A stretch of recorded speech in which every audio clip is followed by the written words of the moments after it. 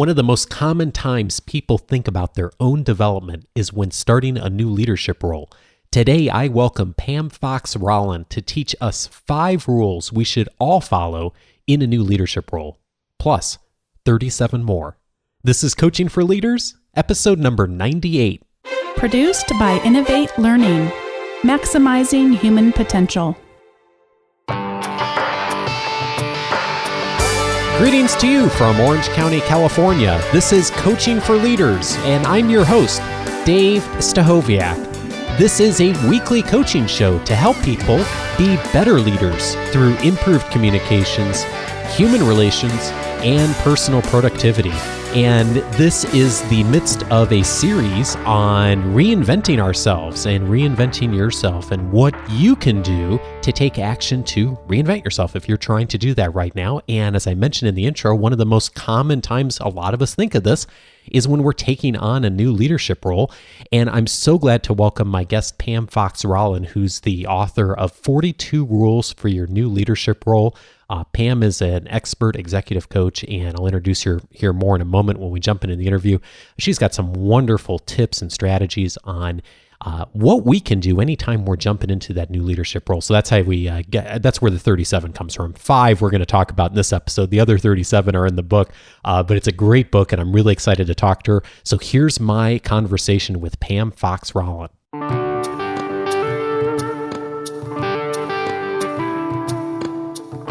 I'm excited to introduce my guest this week, Pam Fox-Rollin. Pam coaches executives and senior teams to lead even more effectively at companies throughout the Bay Area where she's located and across the world. Pam coaches and consults with CXO through director levels in technology, consulting, healthcare, government, and NGOs. And she's also the author of the book 42 Rules to Your New Leadership Role, the manual they didn't hand you when you made VP, director, or manager, which has made Amazon's top 10 in management and leadership. And I want to also mention that I got connected with Pam originally about 2 or 3 years ago. Some of you in the listening audience know that I did my doctoral dissertation on executive coaches and how they use the Myers-Briggs type indicator. And Pam is an expert on MBTI. And I got to a point in the process where I needed to talk to someone helpful and smart. And so Pam's name came across my radar screen, and I reached out to her, and she was so gracious and helping out. And Pam, I really appreciate all that help you gave a couple years ago, and I'm so glad to get reconnected with you. Welcome to the show. My pleasure, Dr. Stachowiak. Yeah. No, Congratulations. Thanks. I'm done now. It's nice to be done. At least with the formal learning. We're never done with this informal learning. And actually, that's part of what we're going to talk about today, because you've written this great book on how to jump into this new leadership role. And I'm in the midst of a series here on how we can reinvent ourselves. And one of the times that we really need to be thinking about how we do things differently or maybe reinventing ourselves is when we take on that new leadership role. And you've done a lot of thinking on this and also worked with a lot of clients that have been in this situation. And so I thought we don't have time to go through all 42 rules today, but I thought we'd take 5 of these that you've detailed and jump in and just take a look at what are things that we should be thinking about if we do jump into a new leadership role. Sounds good, Dave. So, where do you want to start? Yeah, well, let's see here. So I pulled a bunch of them, and let's start with rule number 6. You call this rule leveraging the honeymoon. Tell me about that, because honeymoon usually we think about in marriages, right? And in a way, I haven't described it this way before, but since you set me up that way, Dave, you're kind of marrying a new company. You're getting to know each other. And sometimes you've cohabitated by consulting in with the company. Maybe you had a different role with the company a while ago. But really, you've stepped it up to a new relationship, a new role, new reporting relationships, all of that. And you're figuring out, how do you load the dishwasher, as well as what does this role mean and where are you aiming to go? What do you want to achieve in this role? So I don't want to overdo the metaphor, but people usually give you a little bit of a break at the beginning to ask questions and especially build relationships that are harder to do later on. Yeah, and you mentioned in your book that the psychological biases are in your favor here on the front end, and that you really only have a little bit of time to I don't know if take advantage of that is the right word, but to leverage that in the right way. Why is it that we only get that short amount of time to really be able to leverage that?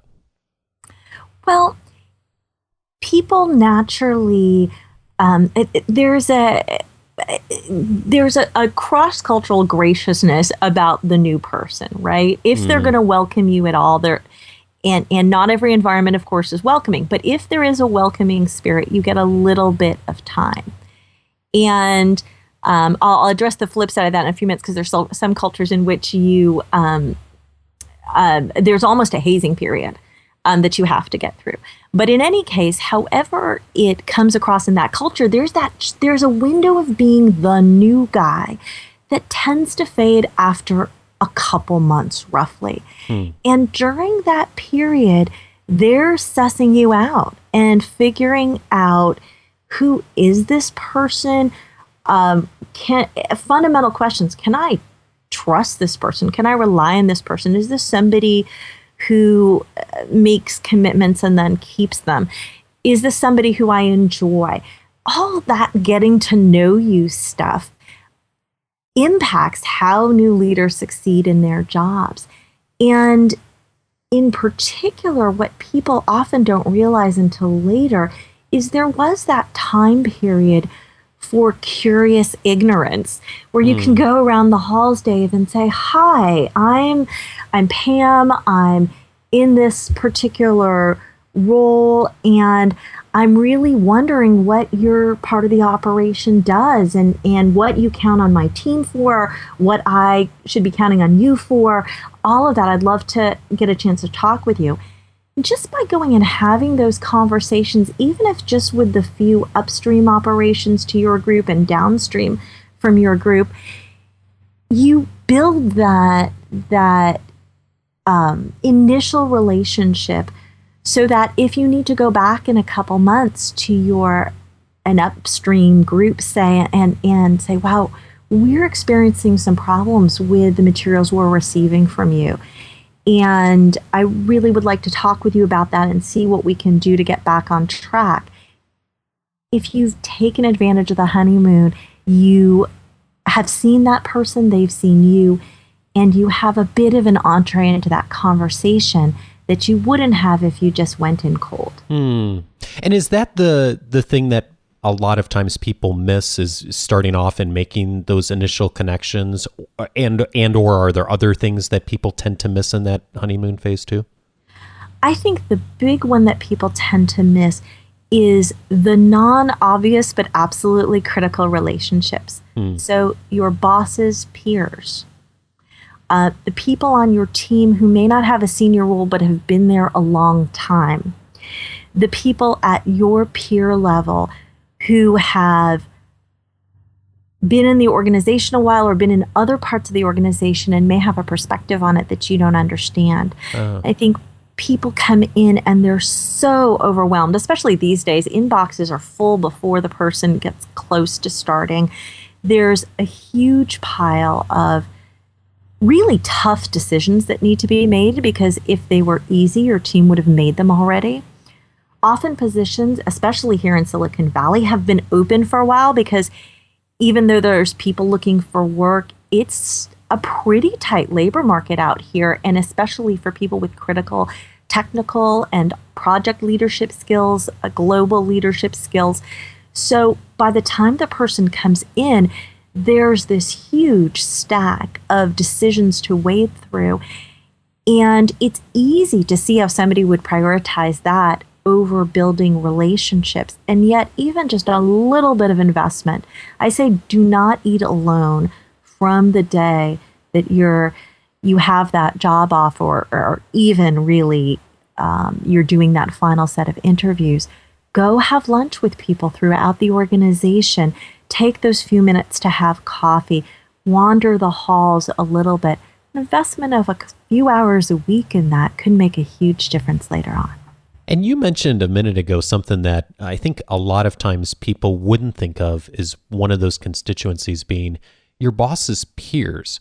Some of the other groups I think people would naturally gravitate toward, but why is your boss's peers one real important constituency for you to build connections with? Those are the people that matter a lot in your boss's world.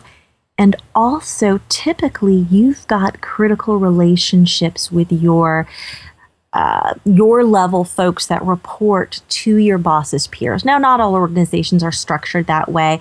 And certainly, as you've seen many times in organizations, it varies as to how formal the communications are. In some organizations, it just wouldn't be okay to go and just approach your boss's peers and say, hey, I'm in this role, want to go have coffee. Sure. And in other organizations, it absolutely would.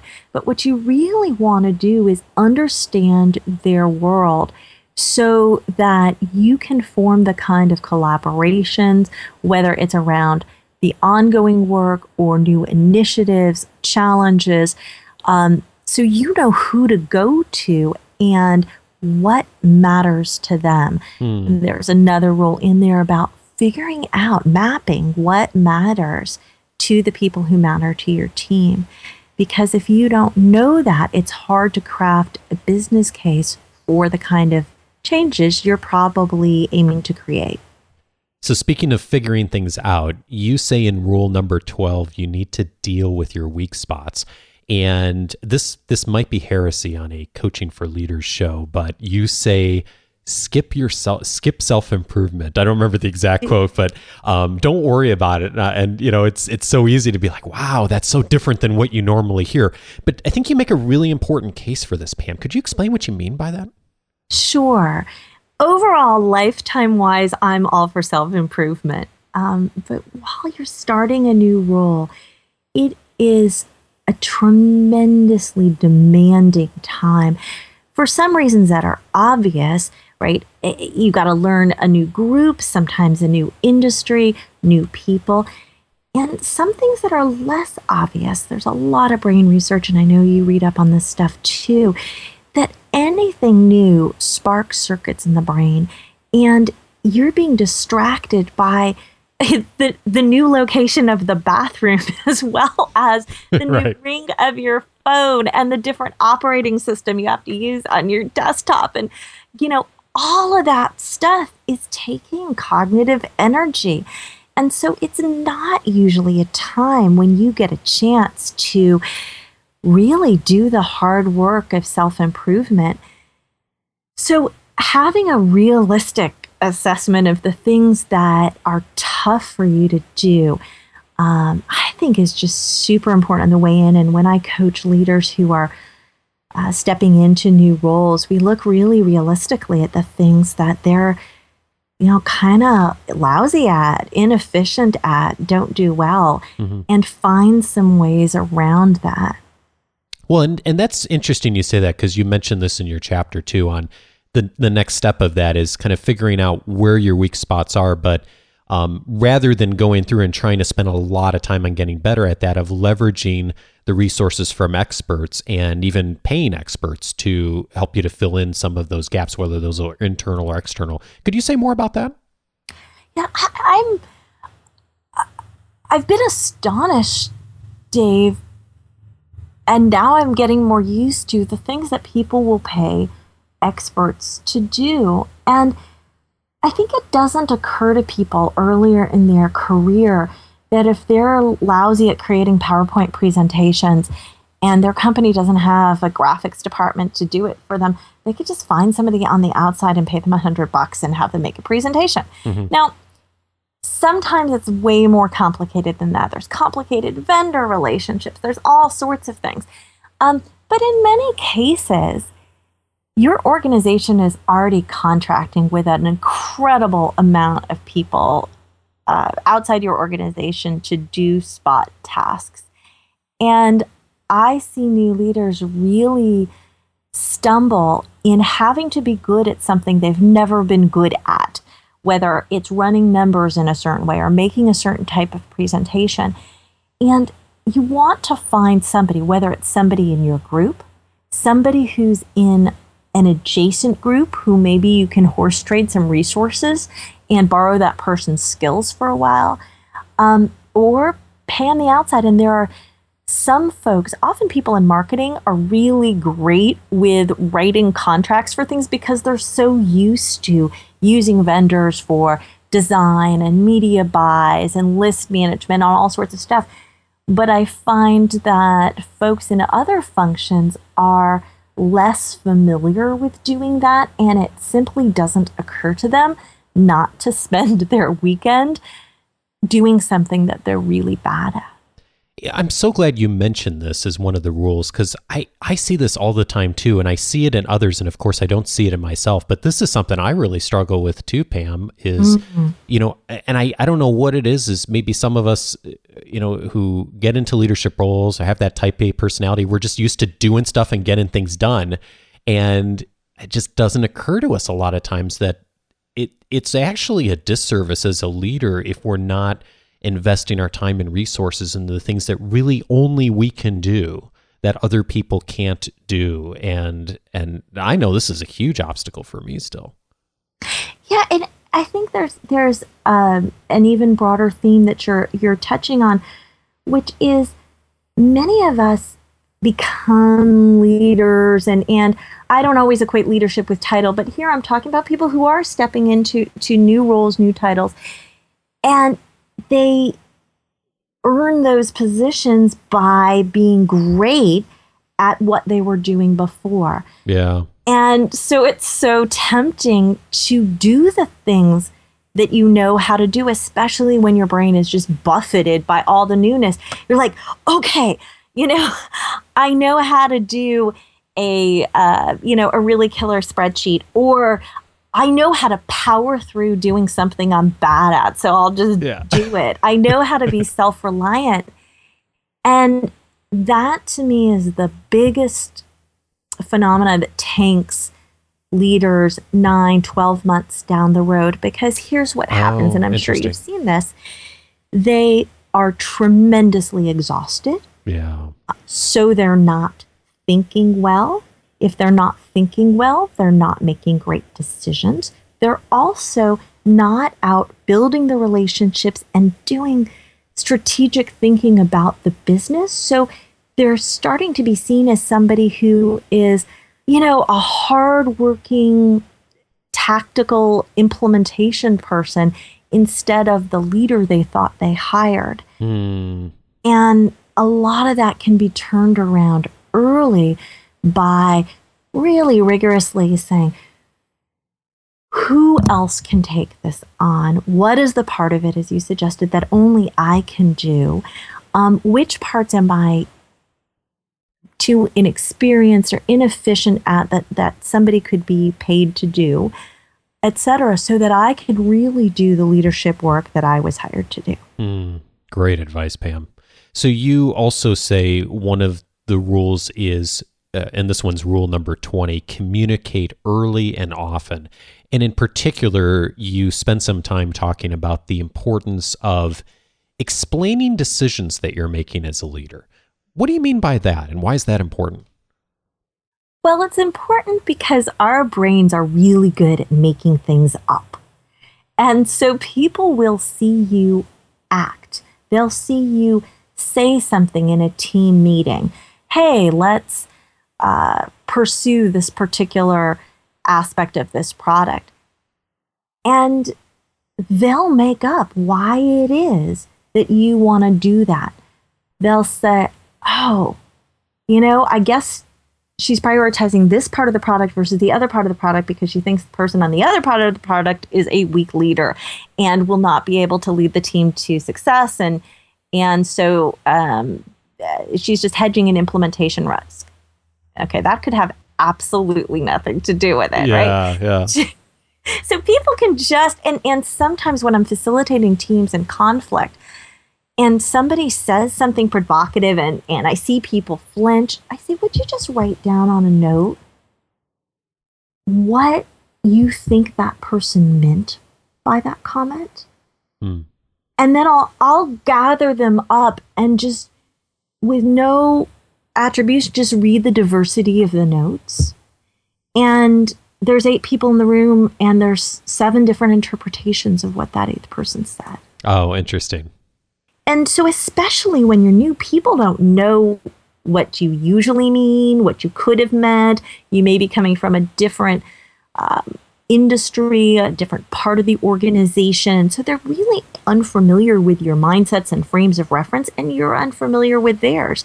And sometimes you'll use a hot button word that you had no idea that agile, if you say that word, people turn purple, because I had a difficult experience last year with an agile initiative, right?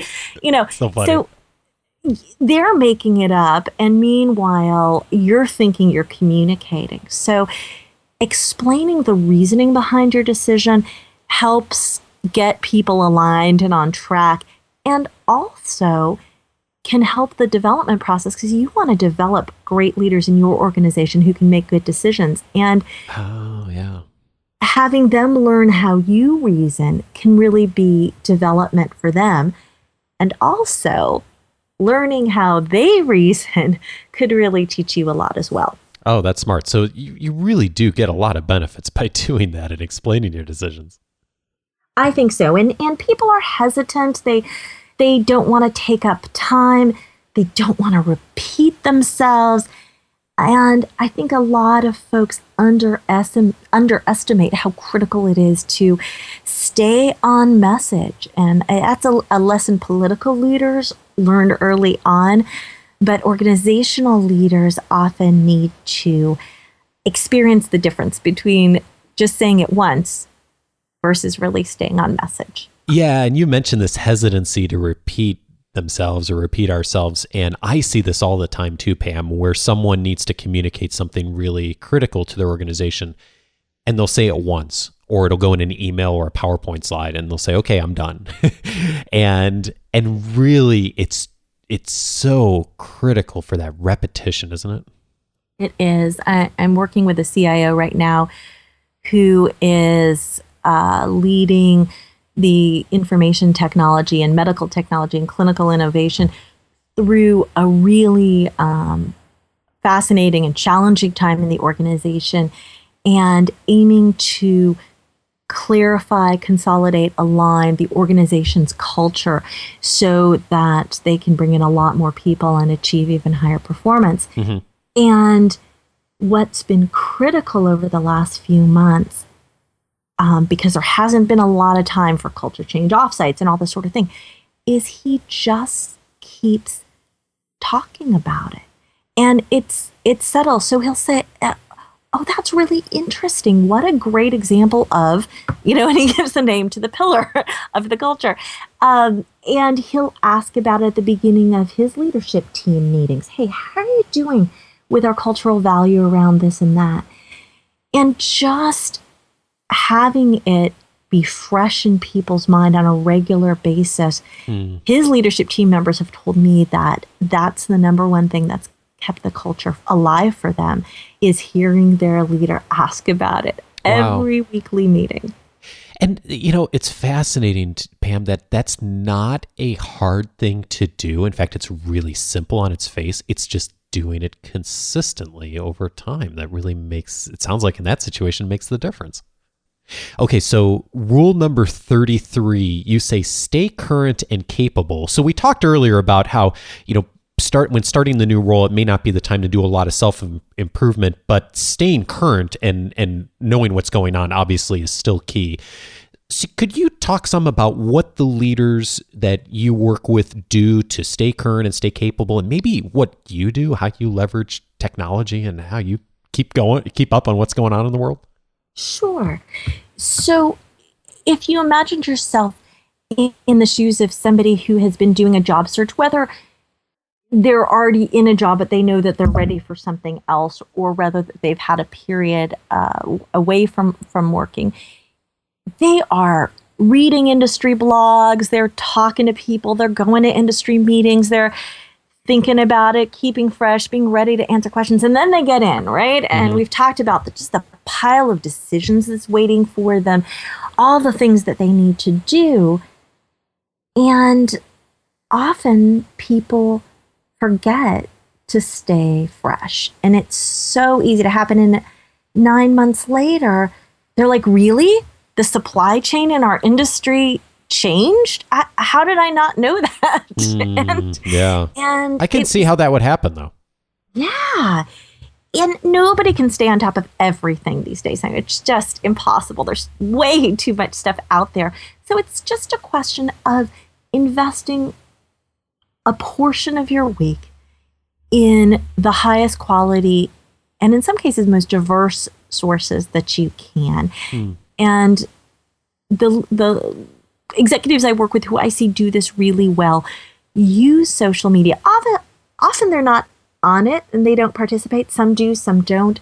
But they are reading and they're also talking with people. And one thing that I really encourage the leaders I coach with to do is to over time build their network inside and outside the organization.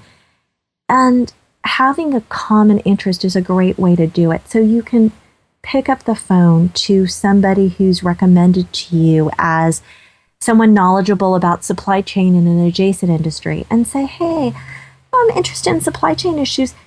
Might we have lunch together? I'd like to just get to know you and talk a little bit and share a common interest. And invariably they will say yes, and you get together and suddenly you get smart about what's going on in an adjacent industry supply chain, so you can start asking better questions. If you keep a discipline of doing that, Dave, week in and week out, for several years, you're going to be one of the most knowledgeable people in your company about the issues that you think are strategically important. Plus, when you're ready for your next career move, there's a bunch of people who you have a relationship with.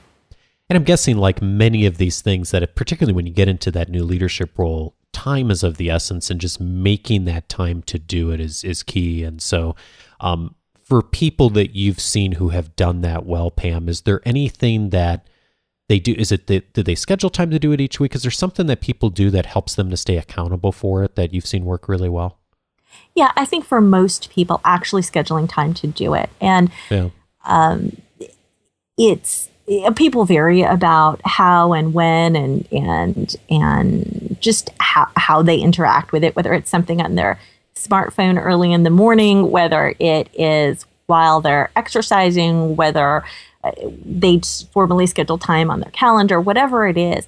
But just to make the regular discipline to keep building relationships and keep learning is critical. And it may not have been 5-10 years ago, but it certainly is now, because the world is moving very, very fast.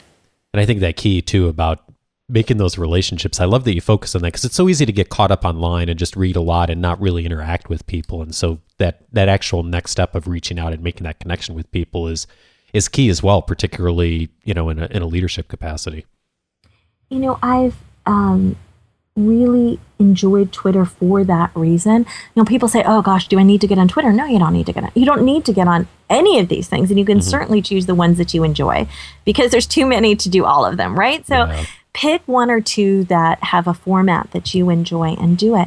But what I started to see happen for me on Twitter is people who I would have wanted to connect with anyway, business leaders in the Bay Area, people who are leadership professors whose work I appreciate, etc.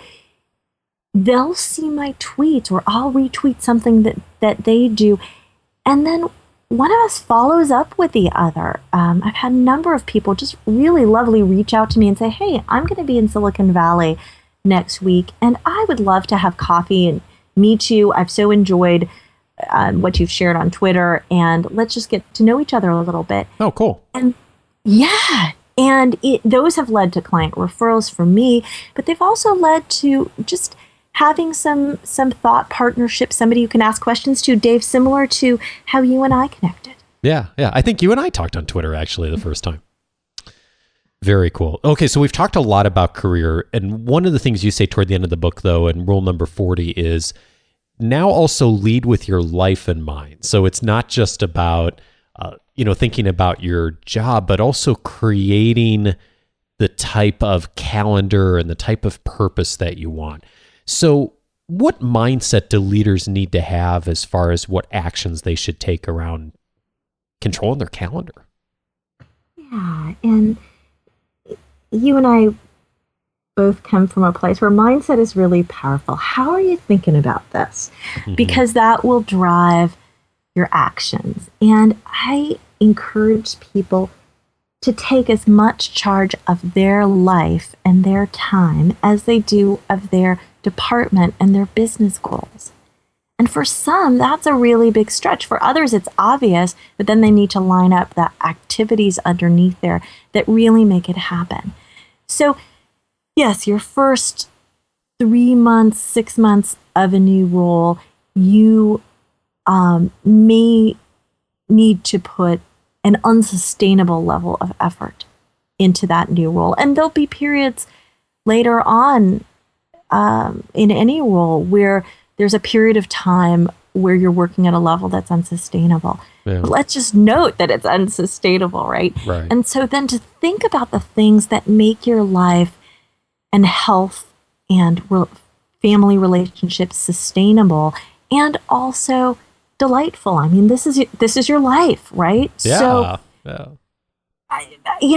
there's no necessarily mythical balance out there. It's just a question of, is this something that you can do and stay healthy? I've had several friends, clients, colleagues who have wrecked their health and wrecked their marriage within 18 months of a job that sucked the life out of them and that they didn't manage really well. And for some of them, I think they could have negotiated some different arrangements so that they're not traveling every week or that they're not in the office until 9 or 10 every night. In other cases, maybe they couldn't have, but the price that they paid was higher than the job was worth to them in some cases. Yeah. And so really encourage people to put a date on their calendar, Dave, where they are going to check in with themselves. And they might invite a coach to do that along with them, or a good friend, or sit down with their partner and say, okay, I've been in this job 4 months. Now, what do I do so that I can keep going in this role, but also live the kind of life, be the kind of person that I want to be in this world?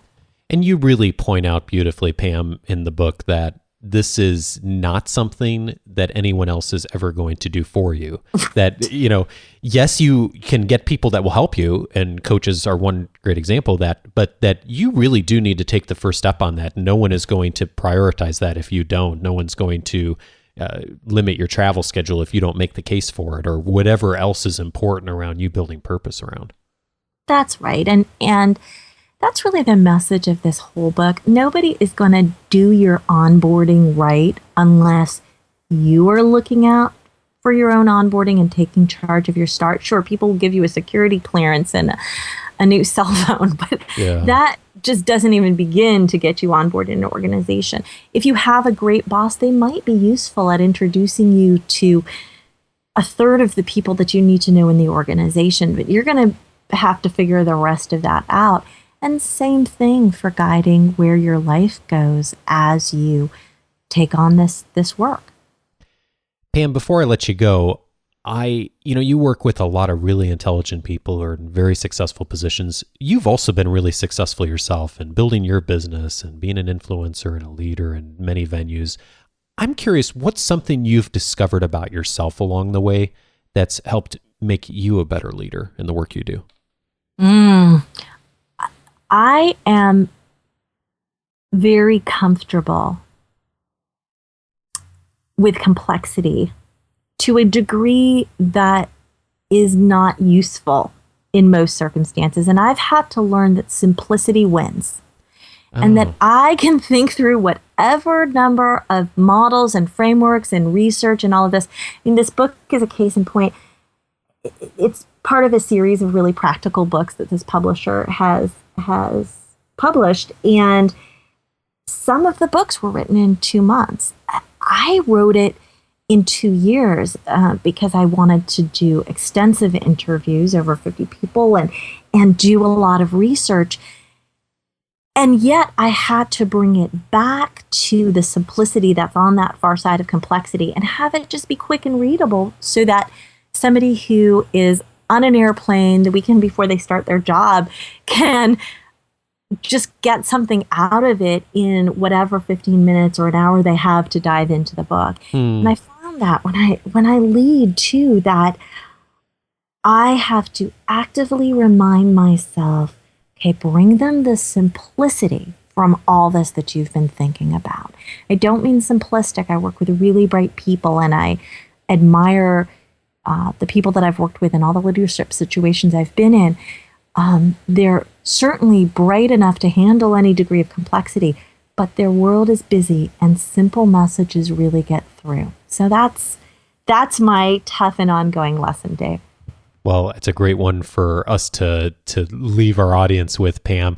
Hey, how can people best connect with you and grab the book? What's the best way for folks to stay in touch with you if they'd like to stay current on what you're up to? Thank you.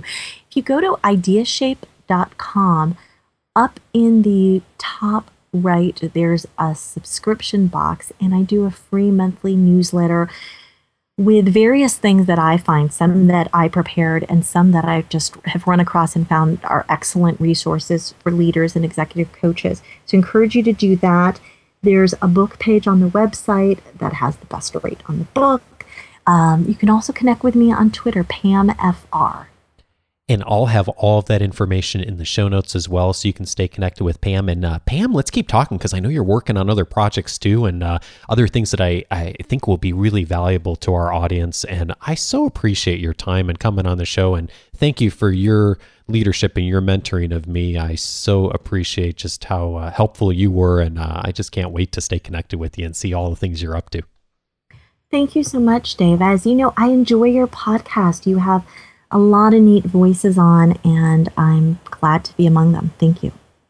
Pam is the author of 42 Rules for Your New Leadership Role, the manual they didn't hand you when you made VP, director, or manager. You can pick it up on Amazon. Pam, thanks again for joining me.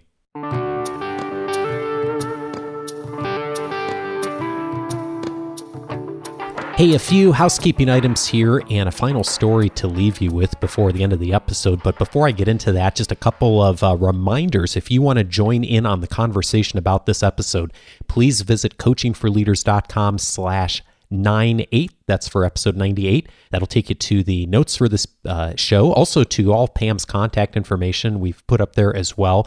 And hey, by the way, go get Pam's book. It's a great book. One of the things I love about this book, first of all, it's wonderfully reviewed, and there's, tons of people have said great things about it. I love that it's accessible. It's one of those books that you open up and each chapter is like 2 or 3 pages. It's a great read if you are starting a new leadership role, maybe you've just started one recently, or if you know someone who's in that position right now or just about to be. I'd really encourage you to pick it up. So definitely check that out as well. Hey, you can also submit a comment by voicemail too. You can reach me at 949-38-LEARN, or email works too, feedback@coachingforleaders.com. Hey, a couple of announcements. First of all, a reminder that episode number 100 is coming up in just a few weeks. This is 98, so 2 more weeks. It's the second anniversary of this show. On episode 100, I'm going to be opening it up to you, the audience, and sharing success stories and lessons from community members. That is you. So if you have something you've learned on this show over the last 2 years or however long you've been listening, or maybe you just like to submit something that you have learned along the way as a leader and you thought would be helpful for our audience to hear from, that is great too. So either one you choose, go ahead and either call into the listener feedback hotline and leave a message, and that again is 949-38-LEARN, or you can actually just do it by computer and go to coachingforleaders.com/speak, and that will take you right to a place where you can record right in your laptop and or your home computer and make it real easy. And if you end up saying something you've discovered from the show, just tell me one thing you've discovered listening from the show. How'd you apply it? And what happened? What was the result? There is a deadline for this. The deadline is August 1st, 2013. Now, I know that sounds like a long way away, but August's actually just around the corner. Unless, of course, you're listening to this like a month from now, then it will seem like it's in the past. But do get your submissions in. I'd really love to hear them. I've got a few already, and I can't wait to share more on the Coaching for Leaders Show 100. So thanks in advance for getting those in.